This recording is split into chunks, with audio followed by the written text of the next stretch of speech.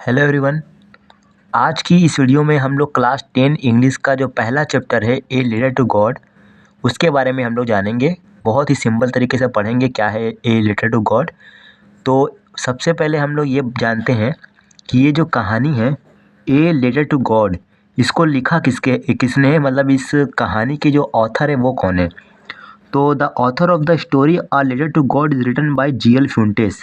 यानी कि ये जो कहानी है ए लेटर टू गॉड, इसके जो ऑथर हैं, इसके जो लेखक हैं, उनका नाम है जी.एल. फ्यूंटेस। ठीक है, ये आपको ध्यान देना है कि जो ए लेटर टू गॉड ये जो चैप्टर है, इसके जो ऑथर हैं उनका नाम है जी.एल. फ्यूंटेस। इतना आप लोगों को याद रखना है।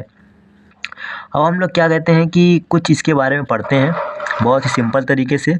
मैं बहुत ही अच्छे से समझाऊंगा तो आप लोग समझिएगा कि लोग कहते हैं कि विश्वास पर्वतों को हिला सकता है। यानी लोग जो कहते हैं कि जो विश्वास होता है वो पर्वतों को भी हिला सकता है, लेकिन हमें किस चीज़ में विश्वास रखना चाहिए ये भी तो हम लोग को पता होना चाहिए, किस चीज़ में विश्वास रखना है। इस कहानी में इसी प्रश्न का उत्तर शानदार ढंग से दिया गया है। लैंचो एक किसान है। ये जो कहानी है, इस कहानी का जो समझ लो कि मेन कैरेक्टर जो है उसका नाम है लैंचो। यानी जो ए लेटर टू गॉड है, इसमें जो एक मेन रोल कोई निभा रहा है तो वो है लैंचो। लैंचो के बारे में बात हो रही है इस कहानी में। तो लैंचो एक किसान है जो परमात्मा यानी ईश्वर को पत्र लिखता है। यानी जो लैंचो एक किसान जो है वो एक पत्र लिखता है गॉड को। वो चैप्टर का नाम ही क्या है, ए लेटर टू गॉड, यानी कि भगवान को एक पत्र। तो वही बात हो रही है कि लैंचो एक किसान है जो परमात्मा को पत्र लिखता है जब उसकी फसलें नष्ट हो जाती हैं। यानी जो लैंचो होता है उसकी जो फसलें होती हैं वो क्या होती हैं, वो नष्ट हो जाती हैं, बर्बाद हो जाती हैं। 100 पेसोस की प्रार्थना करता है। यानी जो लैंचो होता है वो जो भगवान होते हैं उनसे क्या करता है, 100 पेसोस की प्रार्थना करता है, मांगता है, रिक्वेस्ट करता है। क्या लैंचो का पत्र परमात्मा तक पहुंचता है? मतलब जो लेटर वो लिख रहा है गॉड को, तो क्या वो पहुंचता भी है कि नहीं पहुंचता है? क्या परमात्मा उसे धन भेजता है? क्या परमात्मा यानी गॉड क्या उसे पैसा भेजते हैं? सोचो इसे पढ़ना शुरू करने से पहले। ठीक है, तो हम लोग अभी हम लोगों ने क्या सीखा, क्या पढ़ा कि भाई एक लैंचो है, एक लैंचो है, वो एक किसान है, वो भगवान को एक पत्र लिख रहा है। वो कब पत्र लिख रहा है, जब उसकी फसलें जो होती हैं वो नष्ट हो जाती हैं। तो वो क्या करता है, गॉड से हेल्प के लिए वो 100 पैसों की प्रार्थना करता है। अब इसमें देखते हैं हम लोग आगे कि क्या भगवान इसको 100 पैसे वापस करते हैं, देते हैं या नहीं देते हैं। तो उसके बारे में हम लोग इस कहानी में बहुत ही अच्छे तरीके से, सिंपल तरीके से पढ़ेंगे। तो चलिए हम लोग आगे बढ़ते हैं। तो वह मकान जो एक नीची पहाड़ी की चोटी पर स्थित था और ये पूरी घाटी में अकेला स्थित था, वह मकान, किसके मकान की बात हो रही है? लैंचो के मकान की बात हो रही है। जो कहाँ पर है, एक मतलब नीची सी पहाड़ी की चोटी पर स्थित था। मतलब एक पहाड़ी है, पहाड़ी की एक चोटी है, नीची चोटी है, उस पर उसका मकान स्थित है और ये पूरी घाटी में अकेला स्थित है। यानी कि वो जो लैंचो का घर है उसका उस घाटी में पूरा मतलब इकलौता घर है, आसपास कोई घर नहीं है। इस ऊंचाई से कोई भी नदी और पके धान के खेतों को फूलों से लदे हुए देख देख सकता था। यानी कि उसका जो घर था ऊंचाई पर बेसिकली आपको पता है कि जब आप लोग ऊंचाई पर होते हैं तो हम लोग को आसपास की काफ़ी चीज़ें नज़र आने लगती हैं। तो वही बात हो रही है, जो लैंचो का जो मकान था वो एक ऊंची पहाड़ी की चोटी पर था। तो वहाँ से आसपास के जो भी मतलब वातावरण था, जो बगीचे थे, वो सारे देखे जा सकते थे। ठीक है, जो एक अच्छी फसल का सदा वादा करते थे। यानी जो फसल है उसकी ऊंचाई से जो उसकी खेती थी, जो मतलब जहाँ पे वो अपने फसलों के साथ उपजाऊ बनाता था, जिसके साथ वो मेहनत करता था अपनी फसल के लिए, खेती बाड़ी करता था।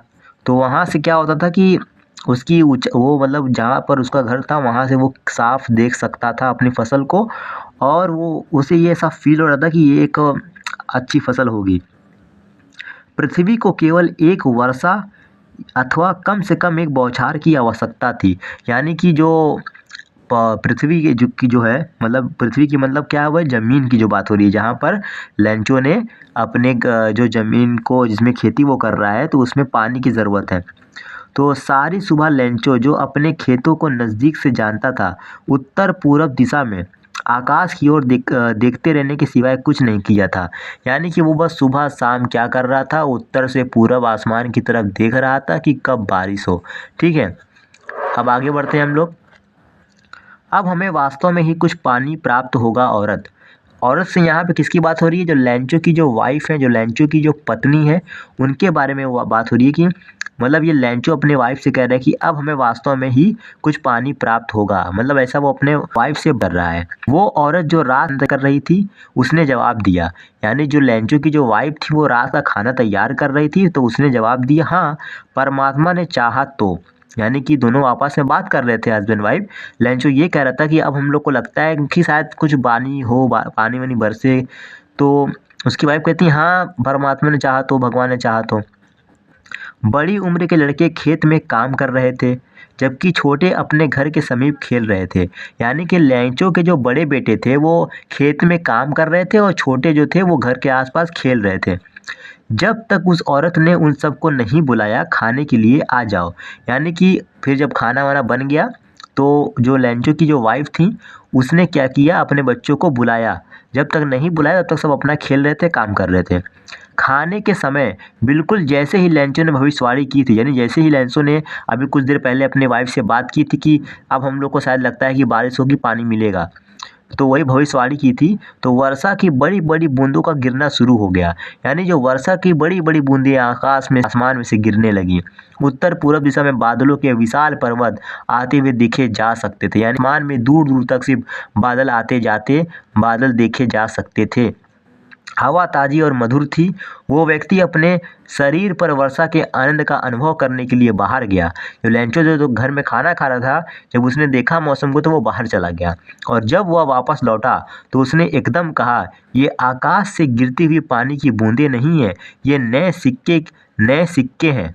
यानी कि वो ऐसा मतलब इतना प्रसन्न हो गया, इतना खुश हो गया है कि वो क्या कह रहा है कि ये जो पानी है ना, ये आकाश से जो गिरती हुई पानी की बूंदें नहीं है, ये पानी की बूंदें नहीं है, ये क्या है, नए सिक्के हैं। वर्षा की बड़ी बूंदें 10 सेंट तथा छोटी बूंदें 5 सेंट के सिक्के हैं। यानी कि अब लैंचो ये कह रहा है, जो वर्षा की बड़ी-बड़ी बूंदें जो हैं, वो 10 सेंट की तरह हैं और जो छोटी बूंदें हैं, वो 5 सेंट की तरह हैं। ठीक है? अब बढ़ते हैं आगे। संतुष्टिपूर्ण यानी कि सैटिस्फाइड पूर्ण से वो मतलब सैटिस्फाइड मतलब वो संतुष्ट हो गया कि संतुष्टिपूर्ण भाव से उसने पके अनाज को इसके फूलों के खेतों में देखा, वर्षा के आवरण से ढके हुए। यानी कि जो उसकी जो खेती थी, अब उसमें खेत में क्या हुआ था, पानी भर गया था, वही वो देख रहा था। लेकिन अचानक, अब ध्यान दीजिएगा, बहुत ही अच्छी कहानी है ये। लेकिन अचानक एक तेज हवा बहने लगी और वर्षा के साथ बड़े-बड़े ओले गिरना शुरू हो गए। यानी कि अभी तक तो बारिश हो रही थी, लेकिन अब क्या हुआ अचानक से कि बहुत तेज क्या हुआ, अब तेज हवाएं चलने लगी और वर्षा के साथ-साथ यानी बारिश के साथ-साथ बड़े-बड़े ओले गिरना शुरू हो गए। ये वास्तव में ही नए चांदी के सिक्कों से मिलते-जुलते थे। यानी कि जो नए चांदी के सिक्के होते हैं ना, उनसे मिलते-जुलते थे ये जो ओले गिर रहे थे। लड़के वर्षा में भीगते हुए जमी हुई मोतियों को इकट्ठा करने के लिए बाहर दौड़े। यानी जो लैंचो के जो लड़के थे, वो क्या हुए, वो बाहर निकले, वो जो ओले गिर रहे थे उनको इकट्ठा करने के लिए। ये अब वास्तव में बुरा हो रहा है। यानी कि अब लैंचो ने ये बोल रहा है कि उस आदमी ने कहा, यानी लैंचो ने कहा कि अब तो भाई बहुत गलत हो रहा है। यानी कि जो खेती होती है उसके लिए पानी बस अच्छा होता है, लेकिन ओले अच्छे नहीं होते हैं। तो वही अब ये कह रहा है लैंचो कि ये अब वास्तव में बुरा हो रहा है। मुझे आशा है कि ये शीघ्र ही गुज़र जाएँगे। यानी कि वो अपने आप से वो मतलब ये बात कर रहा है कि मतलब अभी हो रहा है, फिलहाल ओले पड़ रहे हैं, लेकिन कुछ दिन में ही ये ओले गिरना बंद हो जाएँगे। ये शीघ्र ही समाप्त नहीं हुआ। मतलब ये ओले जो गिर रहे थे, ये जल्दी ही रुके नहीं।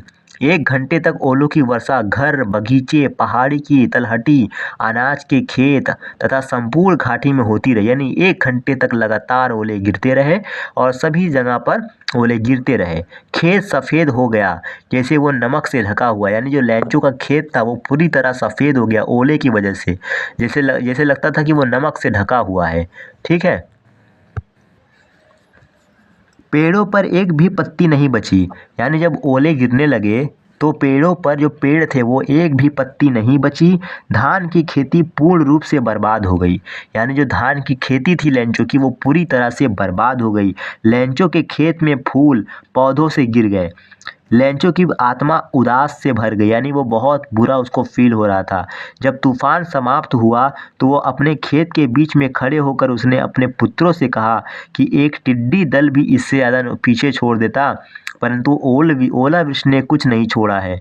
यानी कि जब उसकी फसलें पूरी तरह बर्बाद हो गई तो लेंचो क्या होता है, अपने खेत के बीच में खड़ा हो जाता है। जैसे देखिए, आप लोग देख सकते हैं इस फोटो में, वो खड़ा होकर अपने पुत्रों से, अपने बेटों से ये बोलता है कि अगर एक टिड्डी का झुंड भी आता ना, जो टिड्डी का जो झुंड होता है जो फसलों को बर्बाद कर देता है, तो उसके बारे में लेंचो बोल रहा है अपने बेटों से कि अगर एक झुंड भी आता ना टिड्डियों का ना, वो भी इतना नुकसान नहीं करता जितना कि इस ओले ने कर दिया है।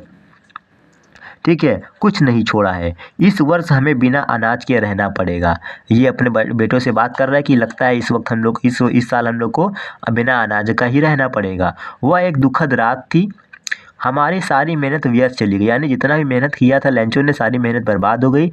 ऐसा कोई व्यक्ति नहीं जो हमारी सहायता कर सके, यानी ऐसा कोई भी नहीं है जो अब हमारी मदद कर सके, हमारी हेल्प कर सके। इस वर्ष हम सबको भूखा रहना पड़ेगा। यानी कि जो लेंचो था उसका सिर्फ एकमात्र सहारा उसकी खेती थी, उसका जिसमें वो काम कर रहा था, अब वो पूरी तरह से बर्बाद हो चुकी है। यानी कि अब उसका कोई सहारा नहीं है। अब वही वो बात कर रहा है। ठीक है, अब बढ़ते हैं हम लोग आगे। लेकिन उस घाटी के मध्य में, उस एकांत मकान में रहने वालों के सभी दिलों में केवल एकमात्र एक आशा थी, परमात्मा से आशा। यानी जो एक उस घाटी के मध्य में, उस एकांत मकान में, यानी जो अकेला मकान में रहने वाले जो लोग हैं, यानी लेंचो और उसकी फैमिली वाले, उनकी सिर्फ एक उम्मीद है, किससे? भगवान से, परमात्मा से। ठीक है, इतना अधिक मत घबराओ। अब देखिए लेंचो बात कर रहा है कि इतना मत घबराओ, इतना अधिक मत घबराओ। यद्यपि यह एक पूर्ण विनाश की भांति प्रतीत होता है। याद रखो कि भूख से कोई नहीं मरता, भूख से कोई नहीं मरता। लोग यही बात कहते हैं, कोई भूख से नहीं मरता। सारी रात भर लेंचो अपनी एक आशा के बारे में ही सोचता रहा, परमात्मा की सहायता की आशा। यानी कि वो अब ये उम्मीद रखता था कि अब सिर्फ भगवान ही उसकी मदद कर सकते हैं, क्योंकि उम्मीद जो होती है वो बहुत बड़ी चीज़ होती है। उम्मीद के बिना इंसान जी नहीं सकता, अगर उम्मीद है तो इंसान बहुत कुछ कर सकता है। जिसकी दृष्टि जो कि व्यक्ति की अंतरात्मा की भांति सर्वत्र रहती है। लेंचो खेतों में बैल की भांति सख्त मेहनत किया करता था। यानी जो लेंचो था वो इतना मेहनती था, इतना हार्ड वर्क काम करता था। यानी वो अपने खेतों में बहुत ज़्यादा मेहनत करता था, लेकिन फिर भी वो लिखना जानता था, वो लिखना पढ़ना जानता था। अगले रविवार को सुबह सवेरे उसने एक पत्र लिखना शुरू किया, जिसे वह स्वयं कस्बे में लेकर गया और इसे डाक में डाल दिया। यानी लेंचो ने क्या किया, एक लेटर लिखा, एक पत्र लिखा, और उसे अगले दिन क्या किया, डाक में मतलब कि कस्बे में लेकर गया और इसे डाक में डाल दिया। वह परमात्मा को लिखे एक पत्र से कुछ कम नहीं था। ठीक है, कुछ भी नहीं था, कम कुछ भी नहीं था। उसने क्या लेटर में लिखा था, भगवान के बारे में हेल्प के लिए, कि उसकी जो खेती है पूरी तरह बर्बाद हो चुकी है।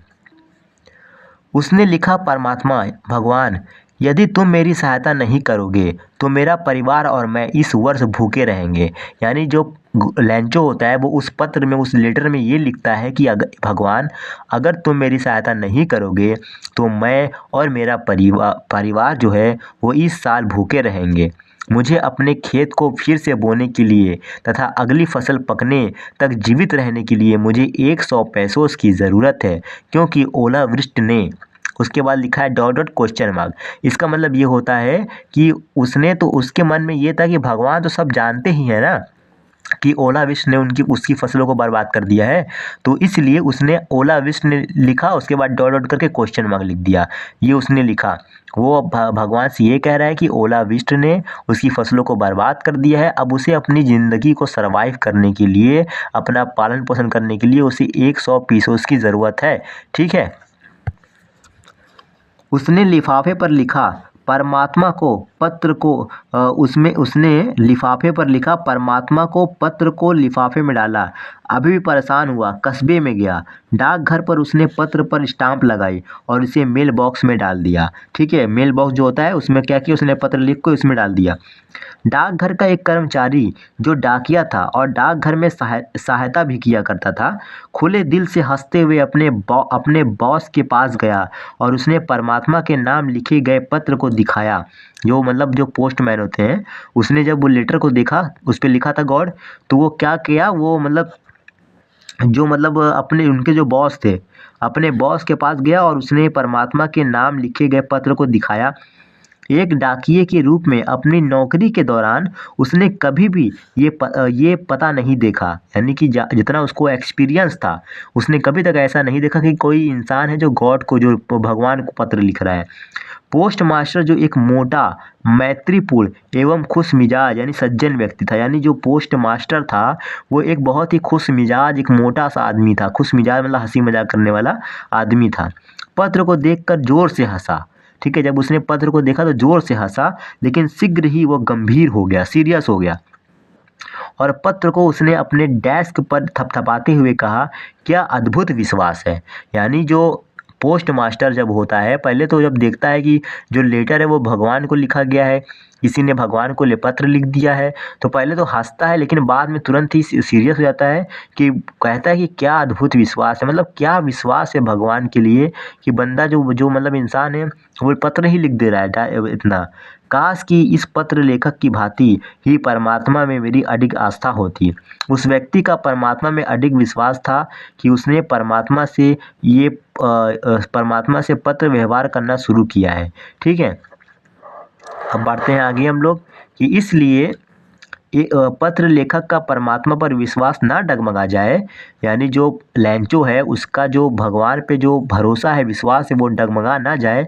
पोस्ट मास्टर के दिमाग में एक विचार आया, एक आइडिया आया कि उस पत्र का उत्तर दिया जाए, यानी जो लैंचो है उसका जो भरोसा है भगवान के ऊपर वो मतलब टूट ना जाए। इसलिए पोस्ट मास्टर जो होता है उसके माइंड में एक बात आती है, एक विचार आता है कि उस पत्र का उत्तर दिया जाए, रिप्लाई दिया जाए। लेकिन जब उसने पत्र को खोला, ये स्पष्ट हो गया कि इस पत्र में उत्तर देने के लिए नेक भावना से अधिक कुछ अन्य चीज़ की ज़रूरत थी।